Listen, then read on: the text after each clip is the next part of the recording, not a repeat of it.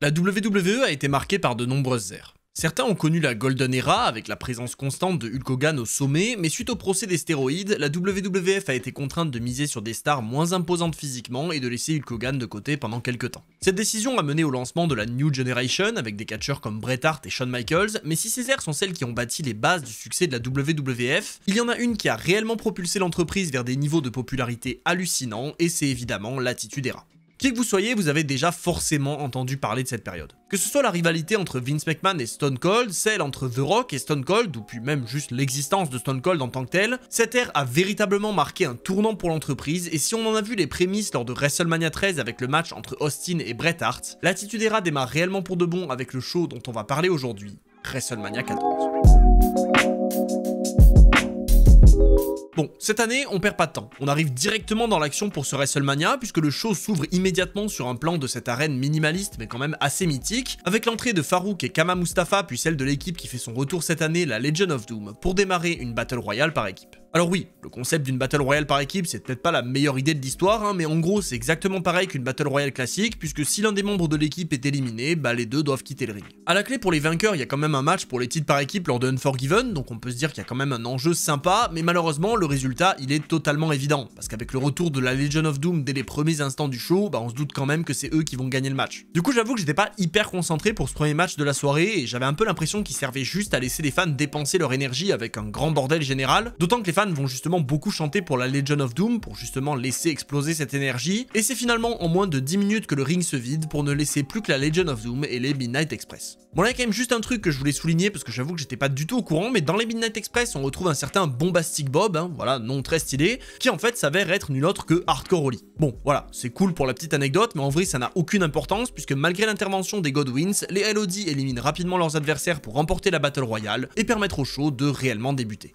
Oui, parce qu'en soi, ce match, c'est juste un match de pré-show. Et d'ailleurs, on sent que la construction du show, c'est encore un peu plus établi, parce qu'on retrouve ce qu'on va connaître pendant des années, avec le match de pré-show qui sert pas à grand chose, si ce n'est à chauffer un peu les fans. Donc même si ce match n'est clairement pas bien, on est très loin du match d'ouverture de WrestleMania 10, on a quand même un petit moment cool pour les fans qui permet de réellement lancer WrestleMania. Ah oui, et d'ailleurs, en parlant de vraiment lancer le show, si vous vous demandez pourquoi il a commencé de manière si brutale, avec juste ce plan sur l'arène et les entrées des équipes pour la Battle Royale, c'est parce qu'en fait, la version qu'on garde sur le network, elle est coupée. Dans les faits, il y a vraiment eu l'interprétation de America the Beautiful, comme il y a quasiment chaque année depuis la création du show. Sauf qu'en fait, cette année, la performance était apparemment tellement pathétique que la salle entière s'est mise à huer le groupe qui était en train de chanter, donc forcément, la WWE a préféré couper ça au montage. Mais allez, avec tout ça, on va vraiment pouvoir rentrer dans le show avec le match que je considère comme étant réellement l'opener de la soirée, et on commence donc avec un match très indicatif de la période dans laquelle on entre en 1998, puisqu'on a un match pour le titre Light Heavyweight entre Taka Michinoku et Aguila. En fait, pour être honnête, je voulais attendre le main event pour parler vraiment de l'Attitude Era, sauf qu'en fait, avec ce match, puis avec beaucoup d'autres matchs qu'on va avoir pendant la soirée, on se rend vraiment compte que c'est pas que le main event qui témoigne de cette nouvelle ère. Les stars de la nouvelle génération ont soit déjà quitté l'entreprise, soit ils sont sur le point de le faire, ou simplement ils sont en train de devenir de moins en moins importants, et si l'émergence de noms comme Stone Cold est un grand indicateur de cette nouvelle ère, ce match pour le titre poids léger l'est aussi totalement.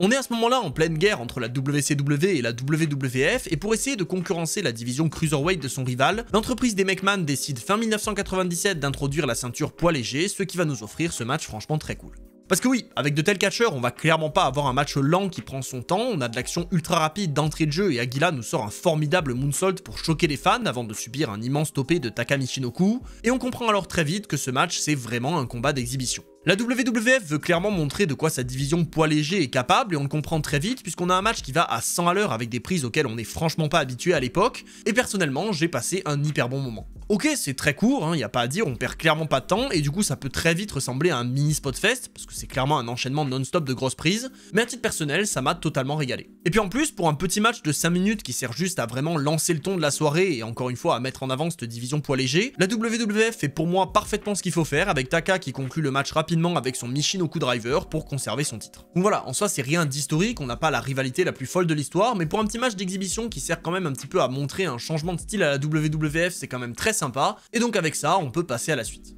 Bon, et vous allez voir que je l'ai dit au début, mais si avec ce match vous aviez pas encore compris qu'on arrivait dans une nouvelle ère, le segment suivant va totalement s'assurer de vous le faire comprendre. On a une petite interview du Rock sur laquelle j'ai pas m'attarder, parce qu'en fait on lui demande juste ce qu'il ferait s'il était président du pays, ce qui d'ailleurs est très drôle, parce qu'aujourd'hui il y en a vraiment certains qui veulent voir The Rock président. Mais ce qu'on remarque surtout, c'est à quel point en un an, il s'est totalement établi comme The Rock, avec un personnage ultra charismatique et intéressant qui confirme aussi le passage à l'Attitude Era. Et oui, si WrestleMania 13 c'était le show qui lançait les prémices de l'ère Attitude, celui-là nous confirme totalement qu'on est en plein dedans. Et on va d'ailleurs continuer le show avec des stars de cette époque, puisqu'il est l'heure de parler du match de Triple H qui arrive aux couleurs de la DX pour défendre son titre européen contre Owen Hart. Triple H c'est bien sûr pas le seul membre de DX à catcher ce soir, puisqu'on retrouvera son partenaire dans le main event, mais The Game est quand même bien plus un représentant de la nouvelle ère, puisqu'il va petit à petit monter vers les sommets durant l'Attitude Era, alors que Shawn Michaels lui prendra dès ce soir une retraite prématurée. Justement, dans cette histoire, Michaels a quand même un rôle à jouer, puisque c'est grâce à lui que Triple H est champion européen, avec ce faux match organisé en fin d'année 97, et c'est d'ailleurs ce manque de respect envers la ceinture qui va commencer à attirer l'attention de Owen Hart et lancer cette rivalité. Alors, finalement, on n'est pas non plus sur la plus grande histoire de l'époque, ok, il y a encore les restes de la rivalité entre Michaels et Bret Hart, et Owen est d'ailleurs le dernier membre de la famille encore à la WWF, mais au final, on a surtout une histoire entre deux hommes qui échangent le titre jusqu'à ce que Triple H le récupère en profitant d'une blessure du champion, et on sent très clairement que Owen n'est pas du tout un projet de la WWF, ce qui d'ailleurs me fait vraiment dire que le pauvre aurait mieux fait de rejoindre son frère à la WCW. Mais bref, avec tout ça, on a quand même sur le papier une idée plutôt sympa, puis en plus un match entre ces deux catcheurs, on peut forcément s'attendre à quelque chose de cool, donc justement, allons-y. Déjà, pour éviter toute intervention, le commissionnaire Sergeant Slaughter va décider de se menotter à elle, ce qui honnêtement va prendre beaucoup trop de temps dans le match, hein. Ils auraient pu faire un segment de 2 minutes, j'en sais rien, ils y passent un quart d'heure, mais au moins avec cette histoire enfin réglée, on peut accueillir le challenger Owen Hart. Bon, lui pour le coup, il perd pas de temps, hein. Cette blessure à la cheville l'empêche pas du tout de se jeter sur le champion dès les premiers instants du match pour dérouler ses prises, et d'ailleurs il va prendre directement l'avantage avec de très beaux enchaînements, et honnêtement j'ai trouvé que ce match commençait de manière très cool. La présence de Chyna à l'extérieur reste un facteur important, mais ses interventions sont toujours stoppées pour le Sergeant Slaughter qui l'empêche de s'approcher des catcheurs, et on comprend bien que sans son associé, le champion est en réelle difficulté. Du coup il revient un petit peu avec son coup de genou et il va garder le dessus pendant quelques temps, en recevant les huées de la foule et en se concentrant évidemment sur la cheville blessée de Owen, mais le challenger ne baisse pas les bras, et après de longues minutes de souffrance, il réussit à revenir et à exploser Triple H sur le poteau avant d'enchaîner avec un dropkick et un magnifique enziguri qui vont bien faire réagir les fans.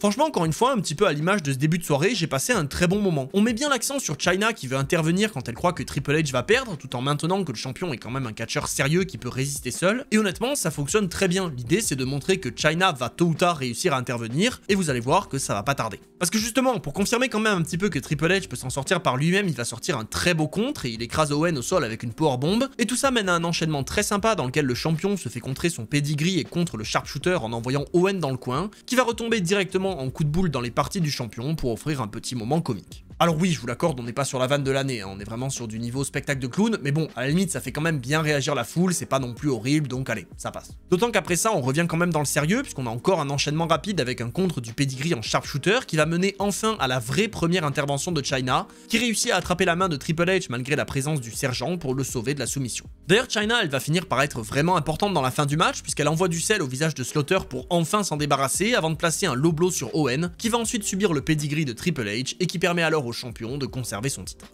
Grâce à tout ça, on continue de bien établir Triple H comme un champion qui mérite pas vraiment sa place, au vu de la manière dont il a gagné la ceinture à 2 reprises et celle avec laquelle il la conserve, mais il obtient quand même une victoire importante sur quelqu'un qui est quand même un grand nom du catch, qui lui permet donc de continuer à gravir les échelons, et pour moi c'est un travail hyper bien réalisé. Et en fait, vous allez voir que sur WrestleMania, c'est totalement ça. Autant certains matchs sont très cool et très mémorables, comme par exemple le main event, autant ceux qui sont moins importants et donc moins historiques, ils sont pas non plus horribles et réussissent à merveille la mission qu'il leur est donnée. Et pour moi, c'est tout ce qu'on attend d'un WrestleMania. D'ailleurs, si on le compare avec celui de cette année, c'est aussi l'une des raisons pour lesquelles j'ai autant aimé le show. Sans être absolument parfait à tout niveau, tout est fait de la bonne manière et c'est quand même important de le souligner. D'ailleurs, vous allez voir que ça va se confirmer, puisque même le match suivant pour lequel j'avais aucune attente, puisque c'est juste l'histoire de Marc Mero qui, après avoir remplacé sa femme Sable par Goldust, est parti en rivalité avec lui et a mené ce dernier à s'associer avec Luna Vachon, il fait lui aussi très bien son travail. On a là un match mixte qui se retrouve en plein milieu du show et qui a clairement pas pour vocation de marquer l'histoire, mais on n'a pas non plus un match inutile ou injustifié comme on pouvait le voir dans les premiers WrestleMania, et ça pour moi c'est très bien. D'ailleurs avant le match on a un bon clip récapitulatif qui explique toute la rivalité aux fans qui l'ont pas suivi, comme moi par exemple, et qui insiste sur le fait que dans tout ça, Sable c'est pas une catcheuse. Parce que oui, là on va vraiment avoir un tag team mixte, donc à 2 contre 2, et si Mero, Goldust et Vachon sont de vrais catcheurs, c'est pas le cas de Sable, en tout cas pas officiellement à l'époque, et c'est là que toute l'histoire de ce match se situe, puisque les fans veulent absolument la voir dans le ring. Rapidement, Goldust va faire le changement à Luna pour obliger Sable à rentrer dans le ring sous l'ovation de la foule, mais évidemment le changement est rapidement fait dans l'autre sens pour continuer à teaser la grande entrée de Sable. Du coup avec ça on a une combinaison sympa entre Mero et Goldust à laquelle franchement je m'attendais pas du tout, et pour un match dont j'avais clairement rien à faire à la base, je me suis retrouvé pris dedans assez facilement. En fait la dynamique globale fait que le public est ultra investi et donc ils explosent quand enfin Sable et Luna peuvent partir à la lutte, et en vrai c'est hyper impressionnant d'avoir une si grosse ovation pour Sable qui va d'ailleurs dérouler autant sur Luna que sur Goldust dans un moment franchement très cool. Alors non, je vous dirais pas que c'est un match à voir absolument dans l'histoire du catch, ni même dans ce show, mais encore une fois, je m'attendais à un truc horriblement lent et ennuyant, et honnêtement, c'est pas le cas du tout. Bon, avec tout ça, on a quand même bien sûr surtout des affrontements entre Mero et Goldust, mais finalement, les moments les plus fous, c'est quand le changement est fait, avec notamment ce moment trop cool où Sable tente de tomber sur Goldust avant d'envoyer une powerbomb sur Luna devant une réaction hallucinante du public. Et c'est quelques instants après ça que le match va prendre fin, avec Sable qui place le finisher de Marc Mero de manière très cool d'ailleurs sur Luna Vachon pour offrir la victoire à son équipe. Du coup, c'est un petit moment feel good pour conclure un match divertissant pour lequel j'avais pourtant aucune attente, donc encore une fois, rien à dire, c'est un match qui réussit à la perfection ce pourquoi il a été créé. Alors certes, faut reconnaître qu'à l'époque les fans sont assez faciles à convaincre, surtout avec ce genre de choses et notamment avec Sable, mais leurs actions ont quand même réussi à m'investir dans le match et au final, bah c'est tout ça qui compte. Mais allez, après cette petite pause, on va enfin pouvoir revenir aux choses réellement sérieuses avec un nouveau match de championnat puisqu'il est l'heure que The Rock défende son titre intercontinental contre Ken Shamrock. Cette histoire, elle va mêler plusieurs choses en même temps puisque d'un côté on a Ken Shamrock qui a débuté à la WWF en avril 1997 et qui est depuis resté invaincu en solo, ou du moins qui a jamais été couvert, ce qui donc l'a poussé à se lancer à la poursuite du titre intercontinental et donc en rivalité avec la Nation of Domination. En parallèle, au sein de cette même nation à laquelle s'est récemment ajouté l'ancien partenaire de Ken Shamrock, Mark Henry, on a commencé à avoir des tensions entre Farouk et The Rock qui sont sur le point d'exploser à l'approche de WrestleMania, avec The Rock qui va progressivement devenir le vrai leader du clan, et donc avec tout ça, les enjeux sont vraiment très grands. Comme tous les matchs depuis le début de la soirée, on commence très rapidement, ce qui pour moi est encore un indicateur de cette nouvelle ère, et on sent totalement que Shamrock est érigé comme l'homme fort du match. Le personnage du Rock à ce moment-là, c'est celui d'un catcheur ultra arrogant qui parle énormément et qui assume plus du tout quand il est dans le ring, avec de nombreuses victoires par disqualification ou grâce à l'aide de son clan,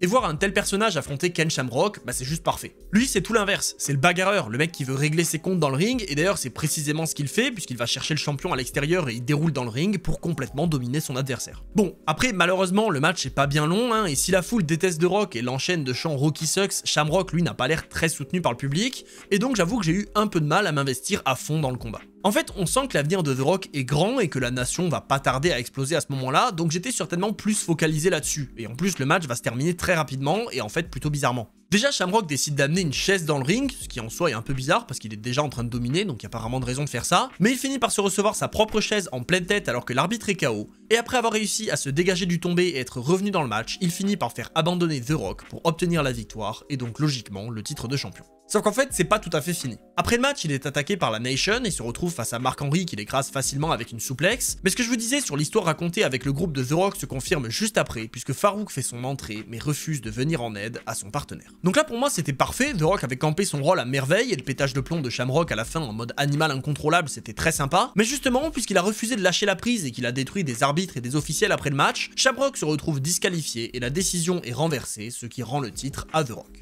Alors, je sais que l'objectif c'est encore de jouer sur ce trait-là du personnage du Rock, donc c'est quand même logique, mais j'avoue qu'après un match aussi court et un tel bordel, bah j'ai été un peu déçu de cette décision. Après, je le répète, le fait que je sois déçu et que les fans soient déçus, c'est pas du tout négatif, c'était totalement le but de ce match. Donc même si à la fin j'étais là à me dire que j'aurais préféré que Shamrock récupère la ceinture, bah c'est pas déconnant, et en plus ça va mener pour de bon à la séparation de The Rock et Farouk pour mener le People's Champ vers les sommets de l'entreprise. Bon, du coup avec tout ça on va pouvoir continuer, et est-ce que vous vous souvenez de tout ce que je vous ai dit depuis le début sur l'Attitude Era? Bon, bah là y a plus aucun doute, parce que le match suivant, tenez-vous bien, c'est un match de la poubelle. Oui, voilà, tranquillement, un match de la poubelle. Il y a vraiment qu'à cette époque qu'on pouvait voir ça, ça existe dans absolument aucun monde d'une idée pareille. Et bref, allons-y, les New Age Outlaws vont donc défendre leur ceinture contre Cactus Jack et Chainsaw Charlie, qui est nul autre que le légendaire Terry Funk, et vous allez voir qu'encore une fois, bah c'est très bien. Alors, la stipulation, c'est pas celle de l'année, en fait c'est juste un casquette match mais avec une poubelle, donc faut juste mettre ses adversaires dans la benne pour gagner. Mais rien que le fait de voir Terry Funk débarquer avec une putain de tronçonneuse à WrestleMania, moi ça me régale. En fait, on voit vraiment que l'ère Attitude, ça a lancé toute une série de changements dans l'entreprise avec notamment plus de violence, et ce WrestleMania, c'est l'incarnation même de ce changement. Bon, avec tout ça, les champions font leur entrée et ils rejoignent leurs adversaires dans le ring sans plus attendre, parce que bon, la rivalité en soi, elle était assez basique, les deux équipes avaient échangé des attaques dans les derniers mois pour mener à ce match, et les New Age Outlaws avaient rejoint la DX, et on voit surtout qu'en mars 1998, les catchphrases des champions commencent vraiment à prendre avec le public. Mais bref, allons-y parce que encore une fois, ce match débarre hyper rapidement, et vous allez voir qu'on a toujours pas de temps à perdre. Évidemment, il n'y a pas de disqualification dans ce type de match, et donc les 4 hommes partent directement à la lutte à l'extérieur, avec Cactus Jack qui détruit Road Dogg sur la poubelle, poubelle, et étonnamment, à ce moment-là du match, le public est totalement mort. Non, vraiment, je sais pas s'ils commençaient déjà à fatiguer ou si juste ils avaient froid, hein, voilà, bonjour WrestleMania 40,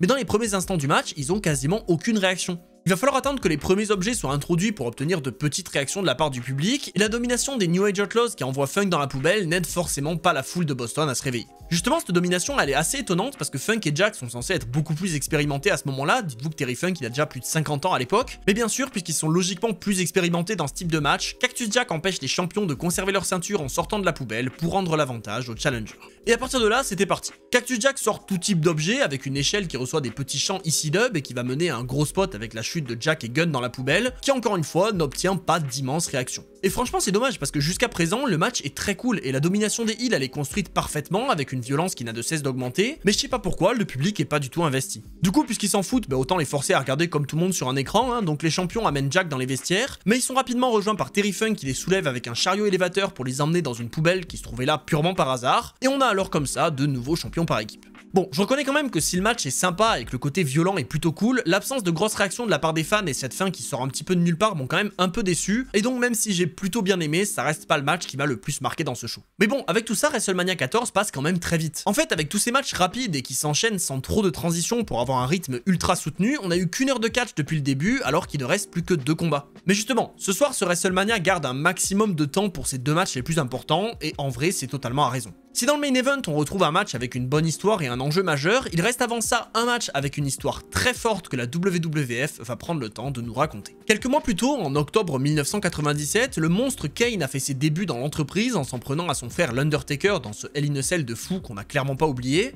et ses débuts ont mené à l'une des rivalités les plus importantes de l'époque. Avec tout un lore familial excellent dans lequel l'Undertaker est accusé d'avoir brûlé sa maison familiale et d'avoir alors tué toute sa famille, on a une histoire très cool dans laquelle les deux frères vont d'abord s'associer suite au refus de l'Undertaker d'affronter son propre sang, mais finalement lors du Royal Rumble 98, le Big Red Monster tourne le dos à son frère et lui coûte son match de championnat, pour démarrer pour de bon la rivalité qui mène à WrestleMania 14. Et il faut comprendre qu'en 1998, ce match est ultra attendu. Toute l'histoire des débuts de Kane est absolument folle, la rivalité entre les deux jusqu'à présent est remplie de rebondissements et de moments très cool, et si on perd un petit peu de temps avant le début du match avec Kane qui détruit Pete Rose, l'annonceur spécial du combat, on arrive enfin au grand moment avec l'entrée de l'Undertaker. Cette entrée pour moi c'est l'une des plus stylées du Deadman à WrestleMania avec la petite introduction de O Fortuna qui précède le gong qu'on connaît absolument tous, et l'ovation que reçoit l'Undertaker à ce moment-là, franchement elle est juste formidable. Encore une fois c'est difficile aujourd'hui de se remettre dans le contexte, mais j'aurais tellement aimé être là à l'époque parce que cette histoire elle a l'air juste incroyable. D'autant que je le dis depuis le début, mais encore une fois à ce moment-là l'Undertaker est seulement à 6 victoires d'affilée à WrestleMania, et donc il paraît clairement pas aussi invincible qu'il le sera 10 ans plus tard. Mais allez, après les entrées on a le droit à ce face-à-face mémorable entre les deux frères sur le ring, et enfin le match que tout le monde attend peut commencer. Kane et l'Undertaker commencent à échanger des coups et c'est le Deadman qui va prendre le dessus et qui déroule sur son frère alors qu'il voulait pas l'affronter à la base, et avec les quelques retours de Kane, on sent bien que l'Undertaker ne va pas avoir un match facile. Le Big Red Monster reprend alors le dessus pendant un moment et il domine son frère qui n'a pas l'habitude d'être malmené de cette manière, et Kane impose alors un rythme lent et très méthodique. Bon, de toute façon, soyons honnêtes, les deux hommes n'ont pas un catch très rapide, hein, et ce match met surtout en avant le côté psychologique avec beaucoup d'insistance sur le fait que le Deadman est dominé par son frère, et justement Kane va conserver très longtemps le dessus sur son adversaire, notamment grâce à l'aide de Paul Bearer. Alors, je le reconnais, ce match c'est clairement pas mon préféré de l'Undertaker à WrestleMania, alors que pourtant il est plutôt apprécié par les fans. Mais pour être honnête, je pense que tout ça c'est purement une question d'époque. Voir l'Undertaker dominer comme ça en 1998, c'était très rare, et les fans étaient à fond derrière lui et vraiment investis dans la rivalité. Donc forcément, aujourd'hui quand on regarde tout ça, qu'on connaît le résultat et qu'on connaît l'avenir de l'Undertaker et de Kane, bah l'avis sur le match il est un peu différent. Parce que oui, dans le ring c'est loin d'être le meilleur match du Deadman et la domination de Kane va vraiment durer longtemps avec un collier arrière au centre du ring, mais malgré tout on a quand même quelques gros spots que j'avais totalement oubliés, avec notamment ce topé monumental à l'extérieur qui envoie l'Undertaker s'écraser seul sur la table des commentateurs. Avec tout ça, le Deadman semble complètement vaincu, d'autant qu'il déguste le tombstone de Kane en plein centre du ring, mais à la surprise de tout le monde, l'Undertaker lève l'épaule au dernier moment et sauve son match, en plus de marquer le tournant de l'affrontement. Parce que oui, s'il a subi tout le match, l'Undertaker n'a clairement pas dit son dernier mot. Il va donc dérouler son arsenal classique sur son frère avant de finalement lui envoyer un chokeslam suivi d'un tombstone pour tenter de venir à bout de Kane comme il l'a fait avec tous ses adversaires précédents. Et du coup là j'avoue que le match m'a quand même vraiment surpris, parce que autant je me souviens très bien que l'Undertaker se dégage du tombstone, autant j'avais aucun souvenir que Kane faisait pareil, et j'ai trouvé la scène ultra cool. D'autant qu'après tout ça, c'est toujours pas fini parce que Kane réussit à se dégager d'un deuxième tombstone et le Deadman est alors forcé de puiser dans ses dernières forces pour écraser son frère au sol avec sa prise de finition une troisième fois pour enfin terminer le match. Avec tout ça, la WWF prend bien le temps de montrer que Kane n'a pas perdu en crédibilité avec cette victoire, puisque non seulement il s'est dégagé de 3 tombstones, mais en plus il va détruire l'Undertaker avec une chaise après le match, concluant son attaque avec un tombstone et signifiant bien que la rivalité était loin d'être terminée, et donc encore une fois, ce match accomplit à merveille ce pourquoi il a été créé.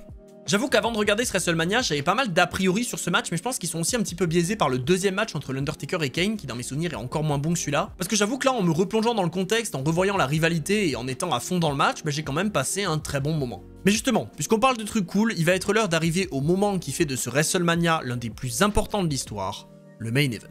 L'histoire en tant que telle, elle est très simple. Avec la montée de DX au sommet du catch et l'augmentation de popularité de la WWF en général, l'entreprise avait réussi à faire apparaître Mike Tyson dans ses programmes. Le boxeur était en fait fan de catch depuis très longtemps, donc c'était logique qu'il accepte d'apparaître dans des histoires pour aider à mettre encore plus d'yeux sur l'émission de la WWF, mais vous allez voir qu'il a fait un peu plus que ça. Au même moment, un certain Stone Cold Steve Austin est en train d'atteindre des sommets jamais vus en termes de popularité. Après son énorme performance à WrestleMania 13, Stone Cold n'a eu de cesse de progresser et les fans ont très vite accroché à son personnage d'anti-héros qui s'oppose à l'autorité, et pas seulement. Parce que si la présence de Tyson fait globalement plaisir aux fans, Austin lui il s'en fout. Et c'est justement ça qui va attirer encore plus de soutien de la part des fans. Puisque au lendemain de sa victoire du Royal Rumble qui lui offre un match contre le champion Shawn Michaels à WrestleMania, Stone Cold envoie ses classiques doigts d'honneur à celui qui est annoncé comme l'arbitre spécial de son match sur la plus grande scène du monde, Mike Tyson. Cette altercation et ses affinités réelles avec les personnages va mener Mike Tyson à s'associer avec la DX en rejoignant le groupe début mars, et le manque d'impartialité évident de Tyson va finir par pousser le président de l'entreprise à le reléguer au rôle de ring enforcer,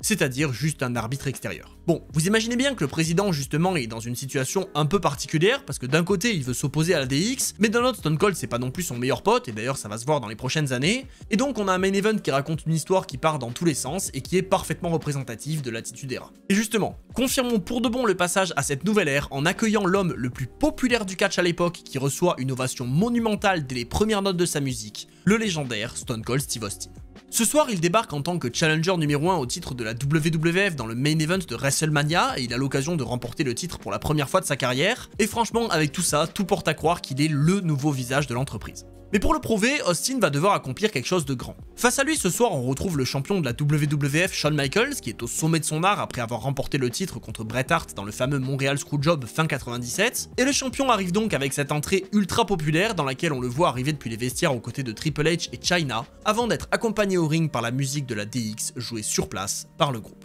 Seul face à 4 adversaires, si on inclut Mike Tyson qui visiblement est du côté de DX, Stone Cold se retrouve dos au mur et a l'air d'être face à une tâche impossible. Mais dans les faits, il a derrière lui près de 20 000 fans qui vont l'aider à surpasser l'adversité. Parce que oui, ce match est évidemment ultra psychologique avec une longue attente avant la première prise de contact, et si dans le ring le match va aussi nous régaler, l'implication du public a aussi son rôle à jouer. Si par défaut les fans sont déjà à fond derrière Stone Cold et qu'on le sent dès qu'il prend le dessus dans les premières minutes du match, ils vont encore plus exploser alors que Triple H et Chyna se font exclure des abords du ring pour laisser le champion seul avec Mike Tyson comme unique soutien. Bon, évidemment, qui dit Attitude Era dit non-respect des règles, et donc Austin et Michaels vont se battre partout autour du ring sans que l'arbitre ne les décompte à l'extérieur, et les deux hommes vont alors pouvoir échanger les coups jusqu'à ce qu'ils reviennent dans le ring pour laisser Austin dominer le match. Sous les yeux de Mike Tyson, Austin déroule sur le champion et la légende de la boxe ne tarde pas à faire parler de lui puisqu'alors que le champion et le challenger sont à la lutte à l'extérieur, il distrait l'arbitre qui vient d'être poussé par HBK pour permettre à Michaels d'envoyer un coup de cloche dans le crâne de Steve Austin. Malgré les quelques retours de Stone Cold qui sont encore une fois accueillis par d'immenses ovations, Michaels réussit quand même à garder le dessus et le champion fait tout pour frustrer les fans le plus possible en s'en prenant au genou blessé de son challenger et en gardant un contrôle total. Évidemment, tous ces efforts vont payer puisqu'entre les distractions de Tyson et les assauts de Michaels, Austin est en grande difficulté et la foule qui n'attend que son retour pour exploser va très vite avoir ce qu'elle demande avec un immense moment. Alors que les deux adversaires sont à la lutte depuis de longues minutes, l'arbitre finit par se faire écraser dans le coin et ils se retrouvent donc incapables d'officier la rencontre. Bien sûr, Michaels et Austin, eux, ils en ont rien à faire et ils continuent leur guerre avec un retour de Michaels qui place sa descente du coude sur son challenger